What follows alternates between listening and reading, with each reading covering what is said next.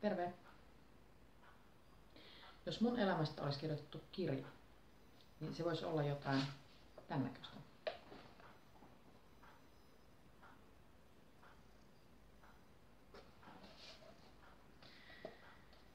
Ei mikään järin paksu vielä, mutta suhteellisen vaiherikas kuitenkin. Jos sä kirjoittaisit sun elämästä kirjan, se mitä se on ollut tähän asti, niin millainen se voisi olla? Millainen sen päähenkilö olisi? Miten se olisi kuvattu? Ja kuka olisi kertoja?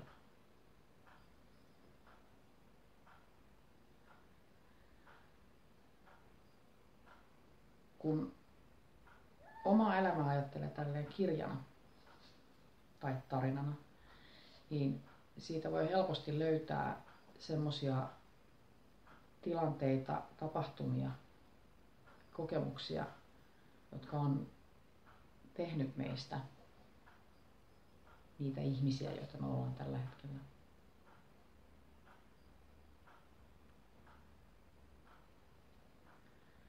Omassa elämässä on voinut olla joku teema, käännekohtia, muita ihmisiä, jotka vaikuttaa siihen, miten me ajatellaan tällä hetkellä itsestämme, toisista ihmisistä ja elämästä yleensä. Parasta kuitenkin on ehkä se, että oman elämämme käsikirjoittajina me voidaan itse päättää, miten se tarina jatkuu. Minkä tai kenen ohjaamana. Mitkä on ne polut, mitä valitaan. Missä vaiheessa ja mihin suuntaan.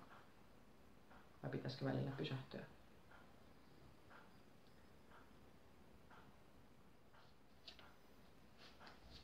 Mun oman elämän matkaeväät, se repun sisältö, matkakumppanit ja suunnat, määränpäät on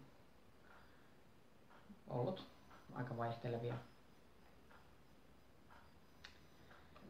Mutta niiden myötä on saanut kuitenkin tosi paljon erilaisia kokemuksia ja näkemyksiä, jotka sitten taas innoittaa siihen matkan jatkamiseen.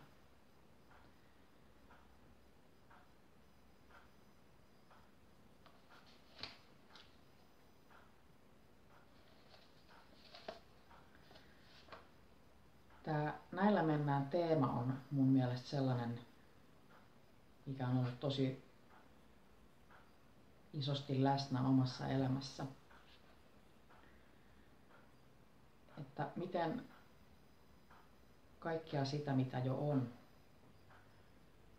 pystyy hyödyntämään sekä itsensä että niiden matkakumppanien hyväksi. Parasta kuitenkin ehkä on se jakaminen ja että itsellä ei tarvitse olla kaikkea mukana, vaan että ne kokemukset ja eväät karttuu sitä mukaan, kun matka etenee.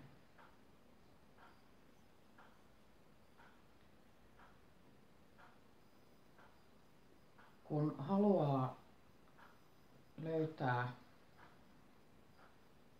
itsestään ja toisista ihmisistä niitä eväitä, mitä itsellä ei ole, niin siinä molemmat saa jotain. Ja mun mielestä siitä niin kun tässä elämässä on kysymys. Tässä vaiheessa toivotankin vaan hyvää matkaa.